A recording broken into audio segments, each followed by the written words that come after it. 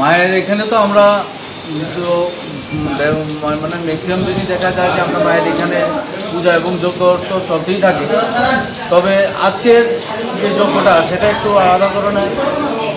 আমাদের যে শিশুকন্যা মনুশ্রী, ওর যে এই অস্বাভাবিক একটা মানে রোগে আক্রান্ত, সেটার থেকে এই রোগের থেকে মুক্তি পাওয়ার জন্য আমরা মায়ের কাছে আজকে পূজা এবং যজ্ঞের আয়োজন করছি, যাতে মা এই ছোট্ট মাকে আমরা ত্রিপুরাবাসী এবং ভারতবাসী সবার কাছে যাতে ওকে ফিরিয়ে দেয়, সুস্থ এবং স্বাভাবিক জীবনযাপন করতে পারে, সেটার প্রার্থনা রেখে আমরা মা করুণাময়ী মা এবং কৃপাময়ী মার কাছে আজকে প্রার্থনা রাখছি যে মা যাতে আমাদের এই ছোট্ট অনুষ্ঠিকে যাতে আমাদের হাতে সুস্থ এবং স্বাভাবিক জীবনযাপনে ফিরিয়ে দেয়। পুরোহিত মশাই, আরেকটা বিষয়, আপনারা নাকি গোপনে কিছু অর্থরাশি দিয়ে এসেছেন সেই মেয়েটির বাড়িতে, আপনারা পুরোহিতরা।